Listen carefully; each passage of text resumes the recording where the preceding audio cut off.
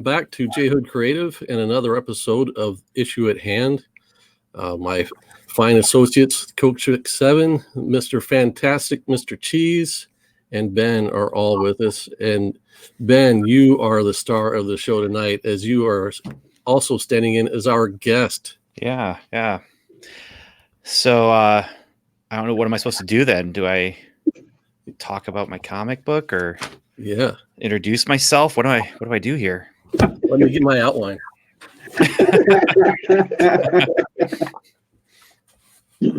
Professionalism, get some. It's like as long as I'm like not like Ron Burgundy, where I read whatever is on the monitor. I want to say hello to Unruly Simeon. He was tailgating, waiting for us to get started. So thanks for stopping by. Hope you enjoy the show. So we like to start the show by getting to know our guests a little better. So Ben, you've been a writer of comic books at times in the past. Could you give us or maybe a little feedback or background on that, and like maybe some of the titles you've worked on? Yeah, sure. So I guess it would have been around 10, 11, maybe even 12 years ago now, when I started professionally writing comic books, because I had a connection with the artist of a limited series that was coming out based on George Martin's The Hedge Knight, which is kind of his Hobbit to his Song of Ice and Fire. Takes place 100 years before Song of Ice and Fire. They needed... Hold on a minute. Yeah. George R.R. Martin. That's a familiar name. George R.R. Martin? Yeah, I mean, you might have seen his little show, Game of Thrones, I think is... this is before he was the George R.R. Martin. He was just George R.R. Martin. Yeah. Gotcha. Just the author, George R.R. Martin. Right. And it was pretty popular then. But they needed a writer. And so I sent in a sample and got the job. And that kind of opened up a whole bunch of doors for me, where I worked on 3 of the Hedge Knight series. There's 3 different series that we did: the Hedge Knight, Sworn Sword, and the Mystery Knight.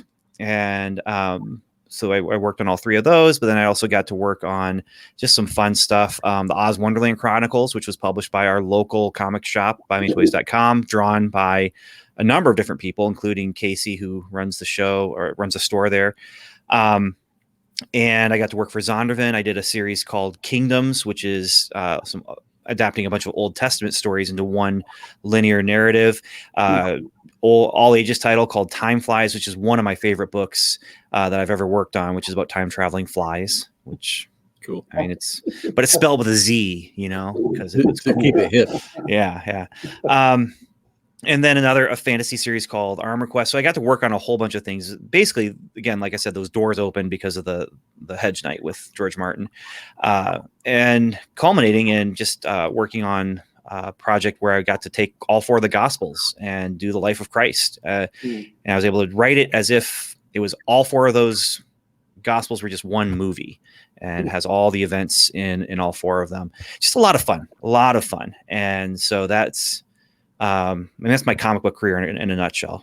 Cool. And I've worked on other things. I've done puppet plays, and I've done radio dramas and all sorts of different stuff like that. But so Unruly Simeon is asking, who's the artist on that Hedge Knight series? That's Mike Miller. Okay. Mike S. Miller. I guess I don't want to leave the S out because he includes it. So yeah, but Mike was my buddy. We got to know each other through it was back with Yahoo. Do you remember Yahoo groups? That's how we got to know each other, was through a Yahoo group. And I was working on some projects with him as a writer, just kind of brainstorming and making, outlines and plot lines and stuff like that. And then he got that job doing the art on the Hedge Knight. And then he's like, hey, I would really prefer to work with someone I know, so please send in a sample. And George chose mine. So cool. Nice. Yeah. So was the Hedge Knight an adaptation of novel work? Mm-hmm. Okay. Yeah. So all 3 of the Hedge Knight books that I worked on were me taking the novel or novella, I guess, and then turning it into 6-issue series for the first 2. The third one, it was a lot nicer because it was just one graphic novel. There was no individual issues. And so I didn't have to search for, what's going to end on a cliffhanger for 5 of these issues, and so that was a little more freeing, and I also got to do more pages on that one. Cool. So, but yeah, it was not an original story by me. It was his original story, and then I scripted it. There's a couple things, if you know me, that you can see, hey, that's Ben, that he kind of inserted that little thing there. But for the most part, the reason I got the job was because it's not my Hedge Knight, it was his, and I was really working hard to make sure I adapted what he had written into another form. So, Gotcha. Yeah. Now, how long would it take between the time you finished writing till the book was finished or the issue was finished? Well, it depends. The third book that I did, it was like 2 years. It killed me though, because I busted my tail to finish that script before. I mean, I was working on New Year's Eve to get it done before the next year, and then it took 2 years for it to get done. Like, I think George R.R. Martin is pretty used to waiting a long time for his books to get finished, though. So. oh yeah, I mean, I got it done. I beat the deadline, and then it took 2 years for the whole thing to get drawn. Is what? Yeah. Because Mike would go out, and he was also working on Injustice, the video game tie-in. Oh, really? Yeah. And so the deadline for that was tighter, and the deadline for the Mystery Knight was much looser, and so he was able to get those things done and then come back to it kind of in between issues. And yeah. I know the Fantastic Mr. Cheese has been working on his first novel, and it's also fantasy based, correct? Correct. Yep.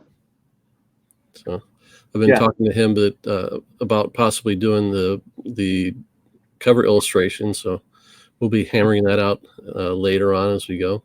I have grand ideas. Good. I just finished my first novel, which came out of not having a job working in comics. And so it's like, what can I do now that I don't get paid for it, but I can do whatever I want? And I don't know if anyone's going to like the novel, but it's mine. I did it. Is it published then? No. Okay. I'm just finishing my final rewrite for myself. Gotcha. And I'm going to have some people, hopefully find some people who can do some edits for me, and and then look at, I don't know what I'm going to do as far as publishing it, but yeah. So Hercules, the Prince of Power, is your choice for your favorite comic book of all time. Now, let's remind viewers of the show that this is where we find an interesting person to come and talk to us about their one favorite comic book. It's not that that's their only favorite, but it's probably the top of the list. So, Ben, why was this your choice? Well, because I was forced into making a choice is really what it comes down to. But then I started thinking about like what would I choose? And the thing about this one is a favorite of mine. If I'm going to say it's the favorite of mine, it's because it's been a favorite of mine for the longest time. So I bought this off the newsstand when I would have been 6. And it was at the grocery store in Little Town up in Ontario. And there was a Hercules cartoon show that I loved on TV. And this looked like space stuff, Star Wars, And so I bought it. My mom bought it. I asked her if she'd get it for me. She got it for me. And so I read it when I was young, and I really enjoyed it. And then came back to it when I was probably high school and read it again and really enjoyed it. Now, when I say I read it when I was young, I mean, this is one of those things where I read it over and over and over again, because I think I had 15 comics, maybe, when I was a kid. Most of them were Star Wars. And so just this got constant rotation in reading. Read it in high school, came back to it in college. And then with eBay, realized, hey, I can get the rest of this thing. Like, this is a 4-issue limited series. So I got the rest of the limited series, got the next series as well, got the graphic novel that they did that was kind of all tied into this one kind of alternate future. But it's just with me, and I enjoyed it. And I've enjoyed it in all these different kind of stages of life. As a kid, I just loved the adventure to it. Just the muscular adventure behind it.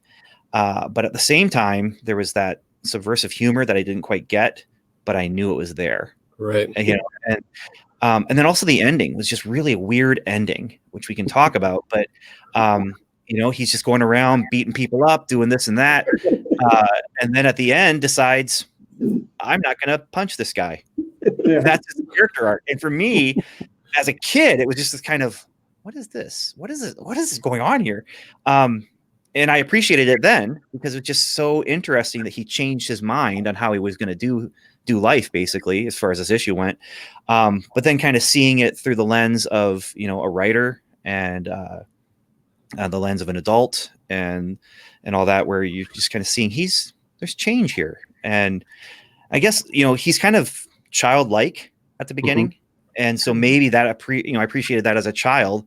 And then he kind of grows up a little bit at the end. So I want to take a moment to say hi to people who have joined us in the chat. The great Legend is here. Good to see you, Legend. A Crazy Guy Comic Song Too Crazy. Now that's a new YouTuber to me. So thanks for coming and partaking in our little show here. So we've been talking to Ben about his background as a comic book writer, and we're just starting to dive into kind of what was the impetus of him choosing this as the representative of his favorite comic. So you said you were relatively young. You were about 6. Yeah. And you said most of the comics you had were like Star Wars comics. So did you have any exposure to other superheroes at that point? I did. Yeah. So of course there was Super Friends, the Superman movie. And then as far as comics went, you know, Star Wars was a huge one. I had 4 Star Wars comics and 3 of them were in a row. Wow. Yeah. That was huge. huge. I wouldn't have even realized that if that happened to me. Oh, well, I realized it because I bought them in one of those blind bags you get at the supermarket or used to get. And it had 2 Star Wars comics and a Star Trek comic was in the middle. It was one of those Marvels that was based on the motion picture. And because Marvel knew that one wouldn't sell. Yeah. And so I got number 49 and 50, and then number 51, which was a new storyline. But 49 and 50, it was the whole story. And most of my other comics, it would end, and you didn't know what was going to happen next.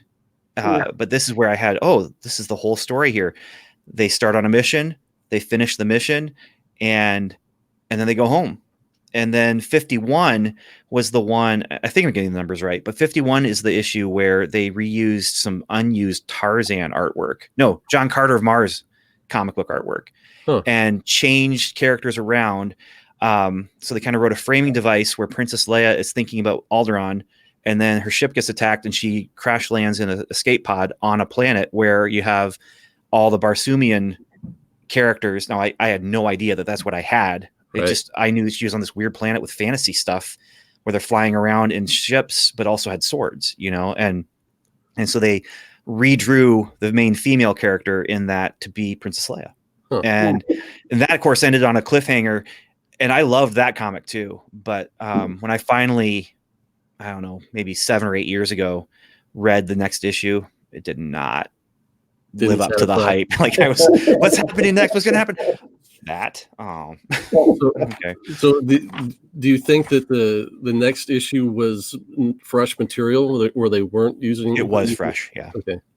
So they kind of were dealing with what they had and then had to deal with that for the Tarzan issue that they got reused was reused for a Battlestar Galactica comic. And where they go to a planet that has ape creatures and then they just drew clothes on Tarzan. But you see Starbuck, I think it's Starbuck, might have been Apollo, like swinging through the trees like Tarzan. It's so in character. Yeah. So yeah, that would have been about the time frame when Marvel probably had a couple issues of John Carter in the can or Tarzan in the can. A lot of times they would do they were canceled at that point, I think. Right. These were inventory issues that never got used because they were canceled. Yeah. So that's what they're called, inventory stories. So back then, in order to keep up with a monthly schedule, and a lot of times in most titles, it wasn't a continuing story from one issue to another. And sometimes even it was, and they still had to fill, like somebody would be late, a writer would be late, an artist would be late, and they'd have to have something to fill a particular issue, and they'd have another artist and writer, excuse me, draw that issue. Just to or not necessarily to fit it where it needed to go, but to have a stock story that if an editor needed something, he could pull it out of a drawer and publish it when there was an opening in the schedule like that. So, as a side note, are you saying John Carter was a bad comic that they made into a bad movie?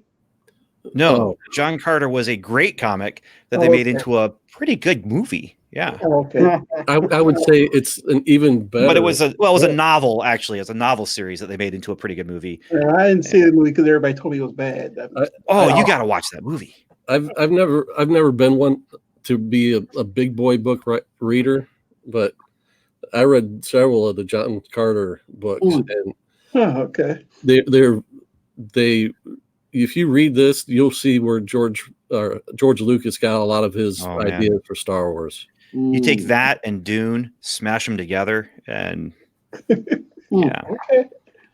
I'm watching it this week. Well, part of the problem with John Carter was people went to see the movie and they're like, "I've already seen this. I saw Star Wars. They're ripping off Star Wars." And the truth is, the movie is doing a really good job of presenting what the books were, which is unfortunately where Star Wars got so much, not exact copying, but yeah. And John Carter as a character, the novels were originally printed in pulps like The Shadow or trying to think like The Phantom, and John Carter might have been the first superpowered hero, because when he would get transported to Mars, he would get Superman-like powers. He'd gain strength because the gravity is not as powerful, so he'd be able to jump almost like jumping over a building in a single bound, that kind of thing. Yeah. You can make the case that Superman was a ripoff of John Carter as well. Yep. Really? So I wanted to say hi to Comic Core Chad. He popped in the chat. Good to see you, Chad. So let's see. Interesting. So let's turn this over to our panel members, Coach Vic 7 and Fantastic Mr. Cheese. This is your first exposure, obviously, to this comic. Can you share some of your thoughts about it? Yeah, it was interesting. I had absolutely no idea what to expect when I picked it up. I'm familiar with the character of Hercules, just in mythology, Gotcha. but I had absolutely no clue what was going on, and so I picked it up, and it to me, it was enjoyable. I really enjoyed the humor. The humor caught me off guard, actually. I was not expecting that much humor in it. But what was interesting to me is it kind of felt like this, like an 80s John Hughes movie. How John Hughes has these movies that they just kind of meander, and then they get to the end, and you're like, well, that was entertaining. But what completely happened there? And so that's kind of what it was. I was kind of trying to follow along, and so it felt like it jumped from scene to scene and act to act and all that kind of stuff. And so it felt like there was a lot that happened in it. Mm-hmm. And I just kept on looking at the page numbers. I was like, is this almost done? But it just kept on going. But it was fun. I mean, really bright colors. It felt like a very 80s comic from my vast experience of comic reading. Yeah. But I enjoyed it, and I really liked the humor. You remarked last time when we did X-Men 136, and I think that you have a similar feeling about this one as far as like the amount of kind of reading or dialogue involved. Yeah. And I mentioned last time that we only deal with about 16 to 20 pages of story in these floppies, but contrast that to a comic book today. If you were to pick up, I'm not going to say all, but most comic books off the shelf and read them, they're like a one potty read. Where absolutely. You go in the bathroom with you, and you're done by the time you're done. So yeah, absolutely. Yeah, these older comics from the 80s are more hardy. They stick to your ribs a little bit more. Absolutely. There's a lot of metaphorical talking happening just then. I think once you start putting those metaphors together, you get something kind of interesting and icky, I think. I agree. But I'm going to remember the one potty read. That's going to be It's gonna be used. I'm tired of paying $5 for a one potty read, so I avoid those when I can now. So what do you think, Coach Vic? Well, first of all, you almost lost me at the first page with the Cracker Jack Old Timers Classic thing here. So I spent the last time trying to put together my Old Timers Classic baseball team. Oh, the ad. Gotcha. Hey, Garen. I mean, this is some of the best writing I've ever read here. but as a youngster, I was young. I remember watching the Missouri football game. Player says major was Greek mythology. I was like, that's what I wanted to major in. And if I wanted to go to Mizzou, I wanted to major in mythology. Then I got older and realized, what can you do with a degree in mythology? But I've always liked mythology, so I was really excited about reading this. And it kind of stays true to who they were, who the gods were. It's all about me. Mm-hmm. Let's have a good time and do what I want to. So it was interesting. I really enjoyed it. I mean, there's times I was like, okay, where are we going? Where are we going? Okay, we're there. But it was interesting. And yeah, like you said, the ending that was something. But when he punched the blue guy, I was just like, and the blue guy started crying. I'm like, it's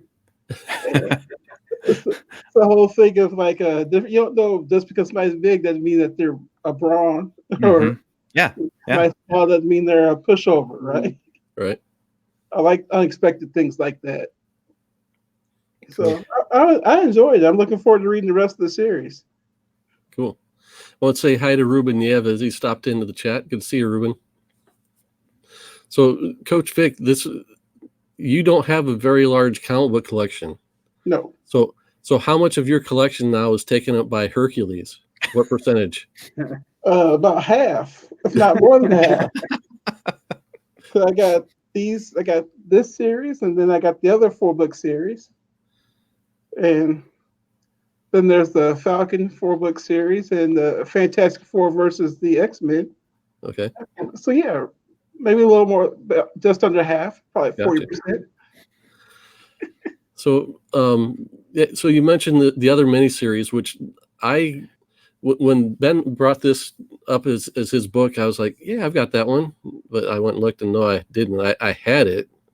So I went back and rebought reader copies, but I kept the other one for whatever reason. I liked the second miniseries better than this one. And then I honestly couldn't tell you why. It's been so long since I've read any of them. So, but one of the things I thought was interesting we could bring up was the fact that this miniseries format was really a new concept to comic books when this came out. Up until that point, so in 1981, Marvel started a miniseries called The Contest of Champions, which was kind of their first attempt at crossing over all their characters or properties into one book to tell one story with all these heroes gathered together. I mean, there had been crossovers before, but this was a special event where it wasn't in a Fantastic Four issue or an Avengers issue where it happened. It was a title outside of something that was existing. And that was 3 issues long. And then they also did Raiders of the Lost Ark, the adaptation that year. So they were experimenting with this idea of, if our creators have an idea, let's see if we can put that out in the market and see what kind of reaction we get. And, maybe we can do more or less of it later. So in 81, they had the Contest of Champions and Raiders of the Lost Ark. In 82 came the Wolverine miniseries, and this one. Same month. Yeah. Yeah, they started these both the same month. In fact, in the news page or whatever you call it, they mention both of them together in the bullpen bulletin.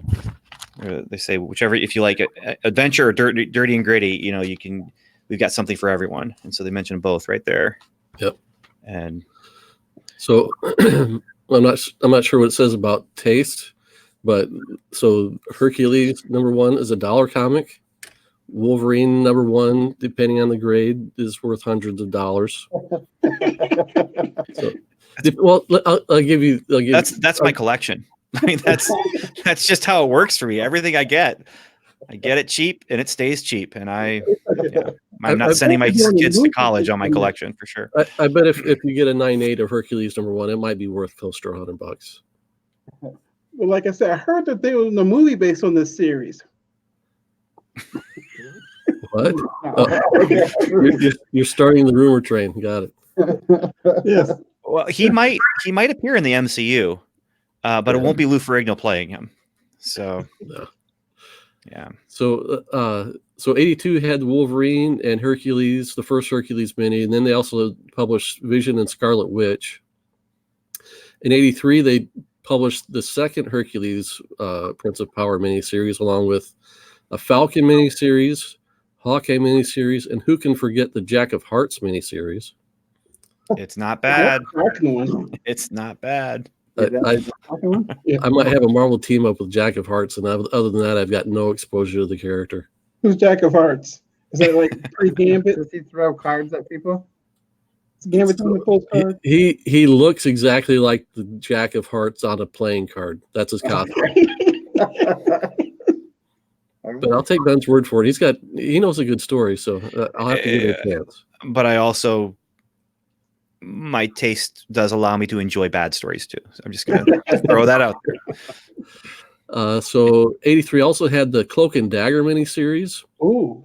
And the Magic miniseries, which changed Peter Rasputin's innocent little sister into kind of a demon witch. 84 had a Kitty Pryde and Wolverine miniseries, along with Secret Wars, which has become a kind of a historic storyline. And then it continued in 85 with West Coast Avengers as a 4-issue series, Dazzler and Beast as put your peanut butter and chocolate together and you get goodness just like Dazzler and Beast, right? And then a long shot miniseries, which was pretty good stuff. And then an Eternals 12-issue miniseries, which I couldn't tell you what it's about. But so the trend would go on. And even today, there's miniseries published all the time. So this was kind of an early prototype of what has kind of become the norm.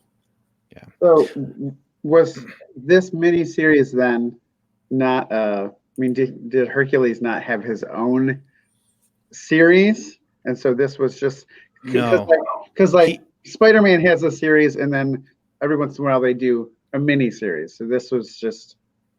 So Hercules appeared as a character in Avengers and in Thor, but he was a supporting character.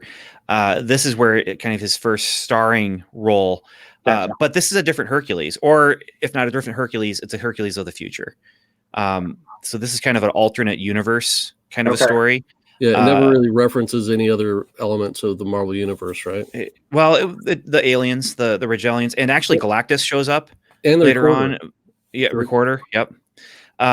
So there are things that are Marvel Universe stuff. So clearly, it's a Marvel Universe, but which one is the question? Okay. And but it's all kind of in the future as well. And so when Galactus shows up, he has a new Silver Surfer, and it's all this kind of not quite end of time, but it's futuristic, and it all takes place in this kind of far-flung future that's really removed from the Marvel Universe. But he had his adventures. Like, this is him leaving Earth to return to Olympus after all his earthly adventures. And so this is it's meant to be Marvel Universe, but it's not meant to be the current continuity of Marvel Universe. Does he still look like the same? Yes. Hercules? Okay. Yeah. He just based on the story and the setting and all that kind of stuff, that's what gives you the hint that it's probably an alternate. Right. Okay. Right. Gotcha. Yeah. Okay.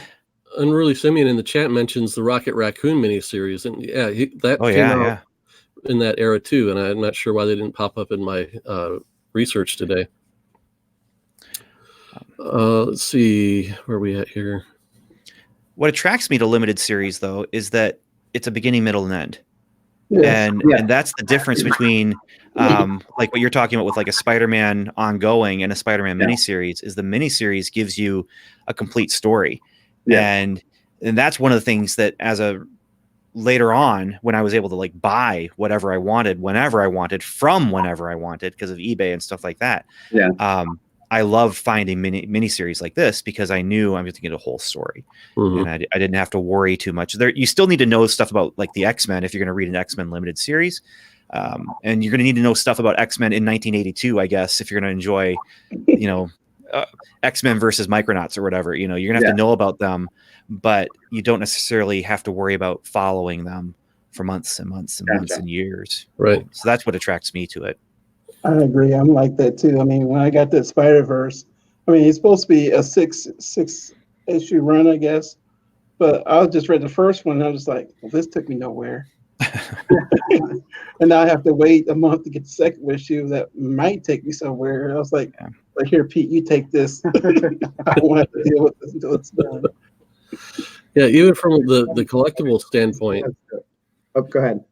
Even from the collectible standpoint, yeah, if you want to collect X-Men, you've got a lot of work to do. If you want to collect the Hercules miniseries, it's an achievable goal. Gotcha. Well, and I don't know if I'm skipping ahead in the outline, maybe, but this Hercules character that starts in this issue #1 has a beginning, middle, and end for his life.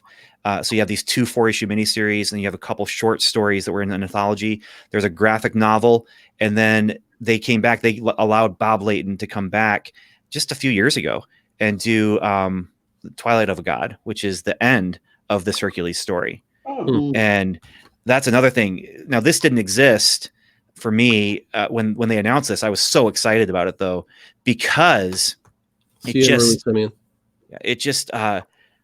was so excited that he was coming back to this version of the character that I loved, and it was the end of the story, you know, and so this really is a character's beginning, middle, and end. And if you're looking at, okay, so what happens before this issue, it's all the stuff he did on Earth in the Marvel universe, you know, but this gives you the starting point, and then this gives you, I mean, it's a full circle kind of thing to it. He really does develop as a character and change as a character. And there's these different elements of family that gets thrown in there that there's movement.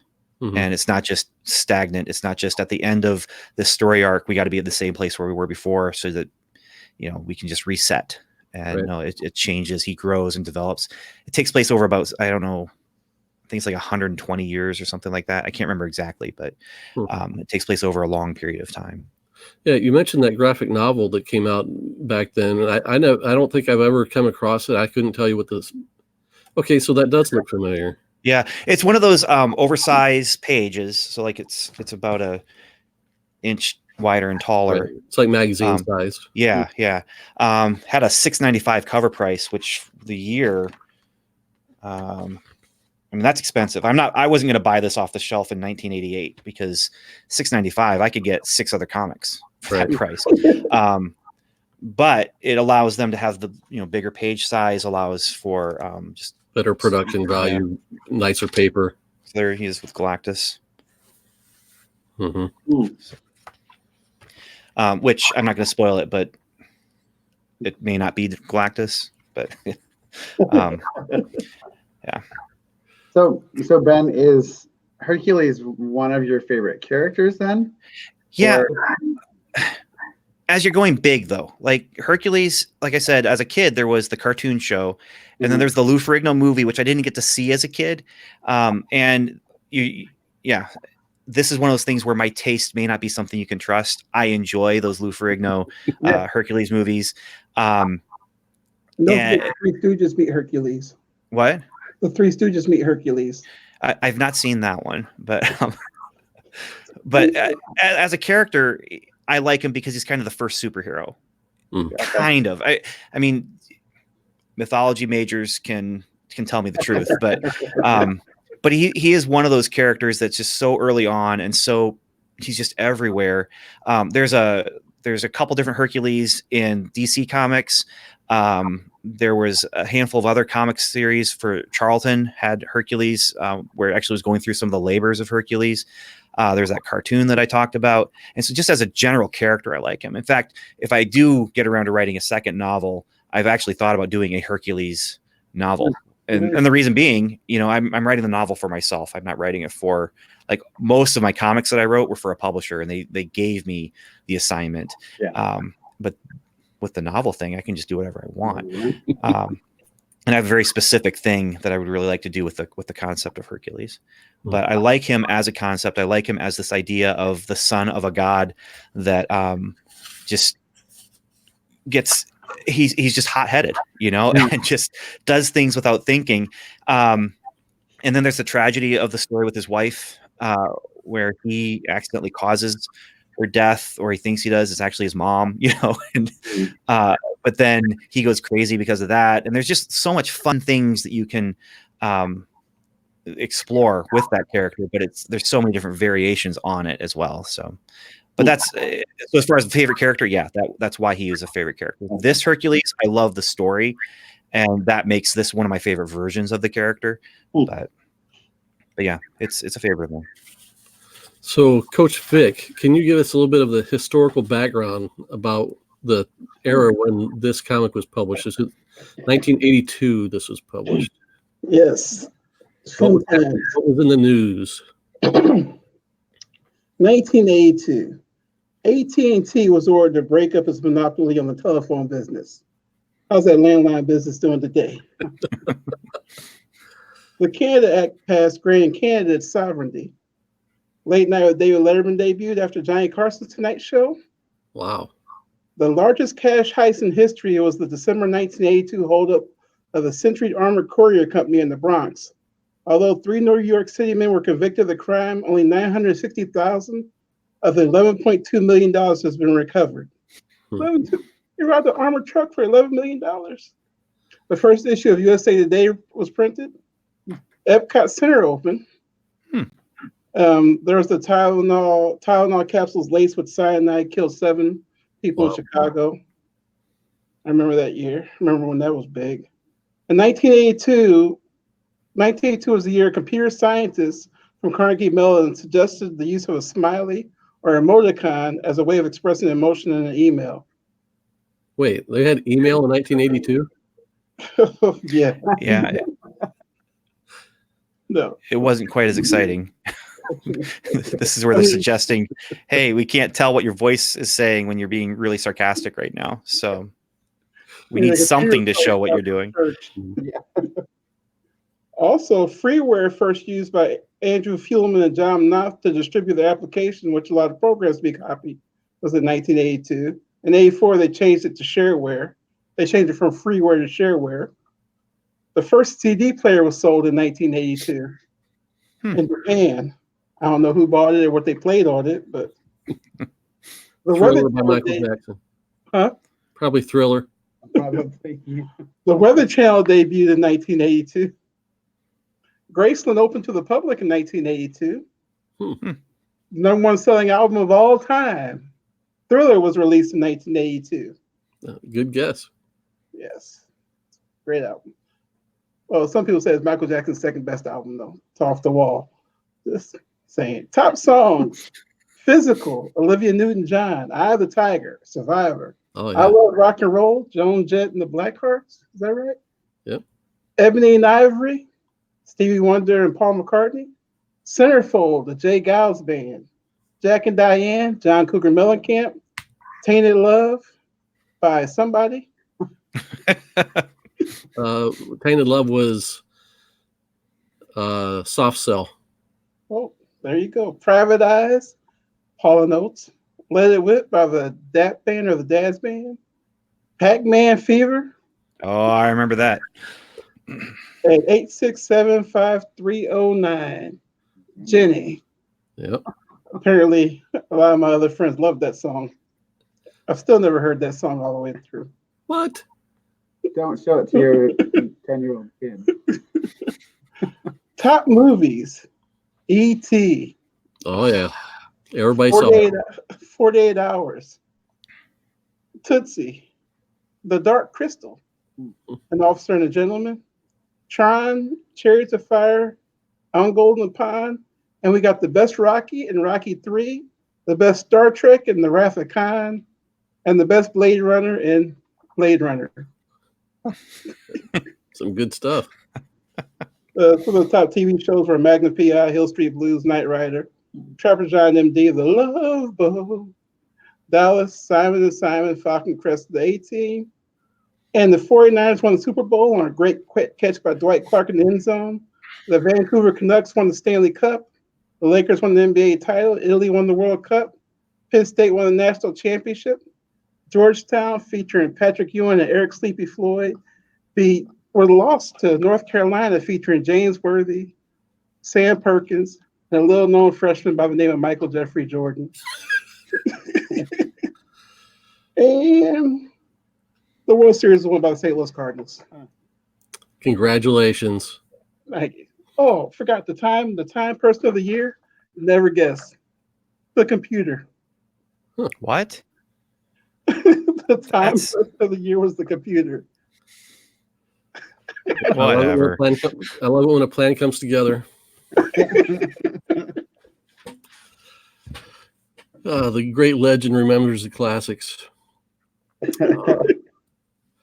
All right, so let's see. So I'll talk about the artwork in the book a little bit. I am a big fan of Bob Layton, and the one thing I didn't realize until I started really researching this book was that up until this point, he had only been an inker, which, depending on the penciler, could be more or less work. He was really well known for work on Iron Man, inking over John Romita Jr. And I would bet if you asked most people people of our age, what their favorite Iron Man was, they would probably say the Bob Layton Iron Man, which is kind of a misnomer since he was the inker. But he put the polish on and really gave the character a really distinctive look. This was also his first writing assignment up until this point. He'd never done that before, so I thought that was pretty interesting. The thing I kind of picked up on rereading it, and with that in mind, the rendering of the detail, the feathering in the artwork, you could tell it's done by a guy with a lot of talent for inking. But when you look at even the anatomy is pretty good, but in some panels, the face on Hercules looks just a little bit strange, almost like as if it was pasted on. This is one example right there where. Here's another one. Yeah, there you go. It just doesn't look like it belongs on that body. Yeah, the face is a little bit small. But it's really nitpicky. And then kind of the other thing I thought was interesting and worth noting is that Bob Layton's art style when it comes to figures was the contemporary style used by George Perez and John Byrne and other, popular artists at the time. But when you look at a panel like this city here, so you contrast like the look of his characters and how detailed and up to date they look, and then you look at the city in the background, looks like it was probably laid out by Jack Kirby. It was very simplistic, just kind of graphic forms, which I'm not going to knock it, and it's kind of quaint to look at it from that standpoint. But I can tell you from the artist's point of view, some artists are just more comfortable drawing some things than others. I think his spaceships are a little bit strange in design, but I'm sure, like Ben was saying, very inspired by Star Wars. The storytelling, I think, is spot on. There's never a point where you kind of get lost and can't figure out what's happening. So, I mean, that's what it's all about. I thought it was interesting that on the bullpen bulletins page, he actually drew himself into a comic strip. Is that who that is? And the from what I've read up on him, he was big friend with Jim Shooter, who was the editor-in-chief at the time, and was also a writer. He wrote Secret Wars along with a lot of work when he was really younger. Jim Shooter became a writer at age 14 or something like that. But I think of the art in the whole issue, I think the cover is the most striking. I mean, it's a really cool image. again, well designed, and the colors pop. So, And that scene was incredible in the not in there at all. yeah, when that happened, when the spaceship started shooting the lasers at him. Yeah, and the recorder was running after him, and he had all those bodies at his feet. That Yeah. it sets a tone, though. The thing is, the cover sets the tone. Yeah. And when I saw it on the shelf, space and Hercules, what? Okay. This big muscle bound guy out in space taking on all comers. Maybe you can answer this one. I know Zeus is a redhead, and I guess Hercules kind of brown hair, maybe red. Ruddy. Yeah. I mean, is that a Greek thing? I don't know. Because we're led to believe that everybody is halfway decent looking is going to be blonde, right? You just have to remember, though, those are both based on pre-existing models that existed from other comic book things from the Marvel Universe. Okay. So they had visited Olympus at some point, and you'd seen Zeus in the Marvel Universe, and that's what he looked like, this fiery red bear of a man. And okay. Just curious. Hi, 36 Chambers. Thanks for stopping by. So, Ben, we kind of talked about what happened to the character after this. What happened with you as far as your collecting? How did this affect the way that you looked at comic books beyond being exposed to this issue? Yeah, I remember sitting in my room reading this comic book, and then also I had an Avengers comic book.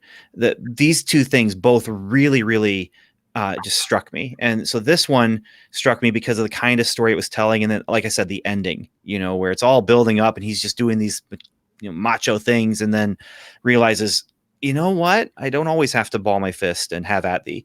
But the other one was that Avengers comic where it was a reprint of when Captain America used a time machine to go back in time and see Bucky die again, and couldn't do anything about it. He was just watching, and he couldn't do anything, and it's just this tragedy. And I'm reading it as a 7 or 8-year-old, and it's just this interesting it's storytelling. It's not telling down to me. Like I'm reaching up to get into these two stories. They're not reaching down to me. And so that's something that just hit me. And, that's also around the time when I started writing my own stories. That's around the time where I started writing. I tried writing a Star Wars story, and I would make up my own superheroes. And that eventually turned into me drawing comics. And the main comic that I ended up drawing in 4th and 5th grade was, I was so frustrated I couldn't have a Voltron because they were so expensive. Yeah. And I was like, I'm going to make my own Voltron at my dad's wood shop. And it's like, I didn't even try doing that. But I did do this 15-issue series called Birdman. Wow. That was about a Voltron thing, but it was made out of birds. And I did it with my friend. We both worked on it together. I drew the first issue. He drew the second one.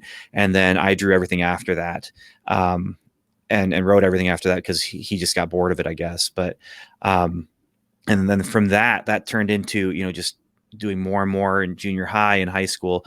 And so really, Star Wars the movie, Star Wars the comics, this comic, and some other things that I was reading. But this is one of those formative things for me, that when you're asking what happened to me after this, as far as my comic collection, not much different. We go to the grocery store, and maybe my mom would buy me the latest G.I. Joe, and maybe she wouldn't, or maybe she'd buy me the latest Star Wars.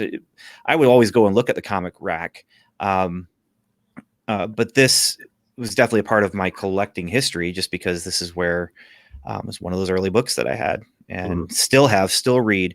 Of all the ones that I used to have, this is the one that somehow made it intact through life, and being just stacked in piles under my bed. This survived. And yeah. And so now my collection is full of comics like this that I really, really like, that aren't worth anything, but are worth reading. Right. So that's the other thing with this. I feel like I'm suggesting something that hopefully you guys actually enjoy. Right. And it sounds like Coach Vic, you're wanting to read the rest, right? You're wanting to read more. Is that right? Yeah, I have both series, so I'm looking forward to continuing to read them. Yeah, and if you need to borrow the later stuff, I can loan that to you if you want to read what happens after the second miniseries. Okay, But definitely. yeah, I was hopefully recommending something that would be enjoyable to read as well. Yep.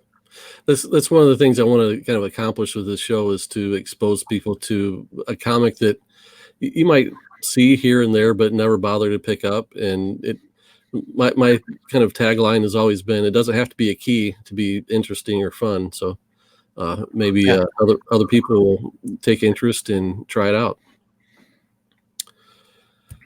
So let's see here. All right.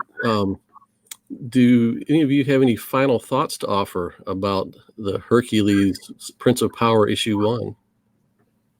I do. I still question the whole. I mean, and maybe you know the answer to this. I mean, has he just changed his whole attitude about giving everybody the gift of getting beat down by him, or No, he just starts thinking more about it. Yeah. No, he gives a lot of people the gift. He does. He bestows the gift upon a lot of people. It was just such a strange ending. It's just like, nah.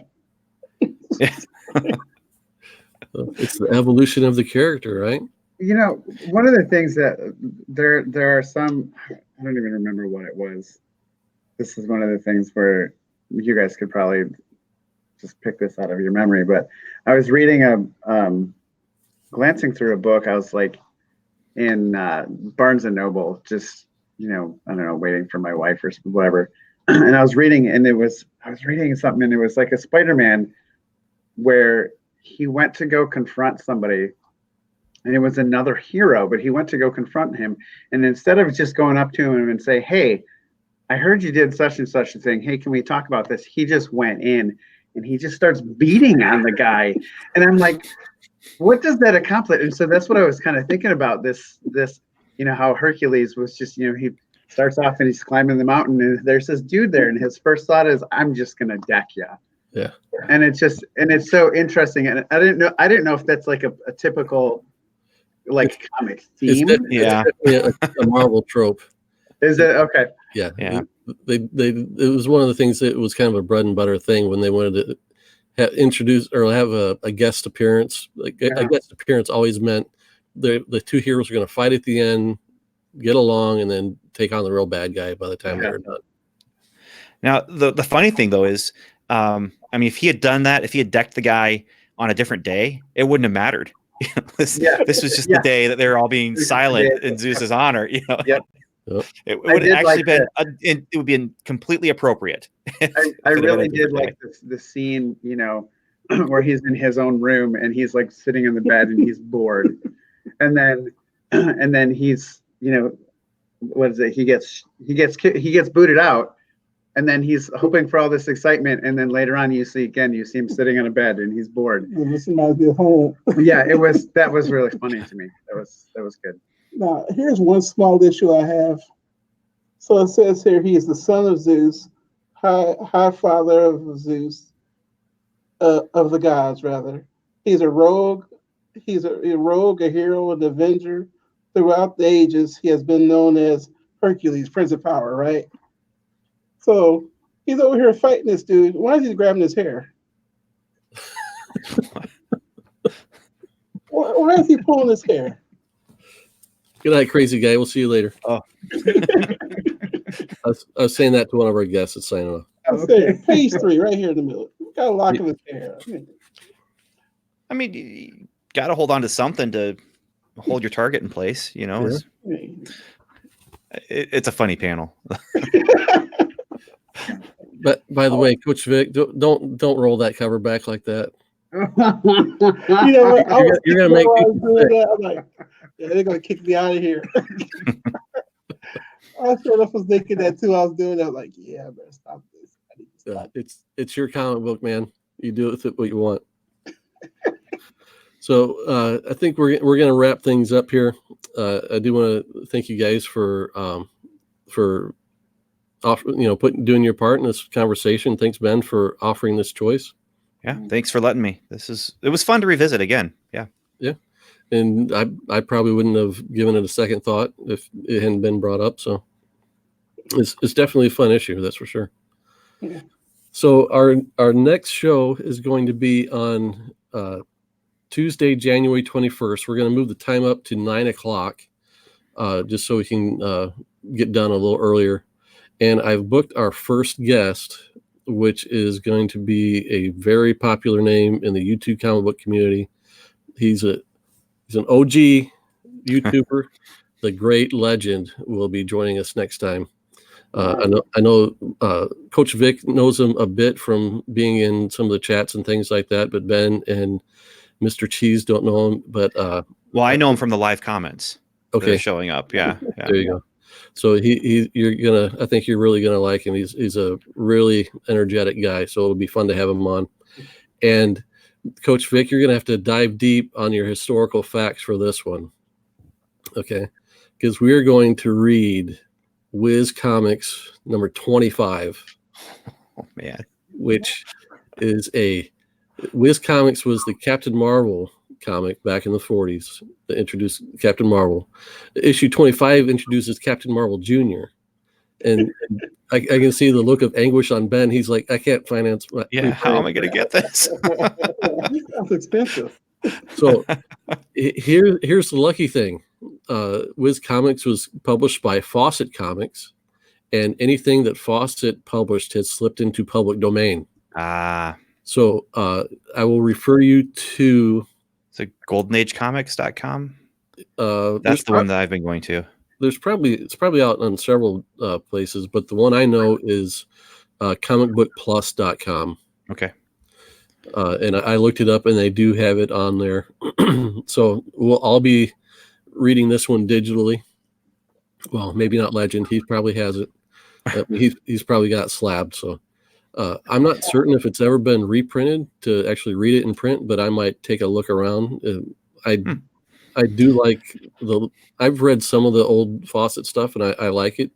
I think the artwork in it was very quality for its day, but I own very little. I own one or two reprints that were featured in DC Comics after they bought the rights to the character, or obtained, however they got the rights to the character. So I think that's going to be pretty fun to read a Golden Age story, especially a story that introduced a character that we're probably all familiar with, but might not know the original introduction. So, Wiz Comics 25. Yes. What year was that? I'd have to look it up. I'm guessing 44, 1943, 44. That's just a guess. I'm not sure what their publishing schedule was. It was probably monthly because it was a very popular comic of the day. So this is the character now that we now know as Shazam? Yes. Okay. Ooh. So if you've seen the movie and you were introduced to the character Captain Marvel Jr. in the movie, I haven't seen it myself, but I've heard he makes an appearance. So I've also used to watch the cartoon when I was a young tyke. Okay, yeah, I remember it from that too. So we'll get to see the introduction of Captain Marvel Jr. in Wiz Comics number 25. Nice. So look forward to that. And with that, we're at just about the hour mark. So we're going to sign off. And remember, faith, family, comic books. We'll see you next time. Goodbye.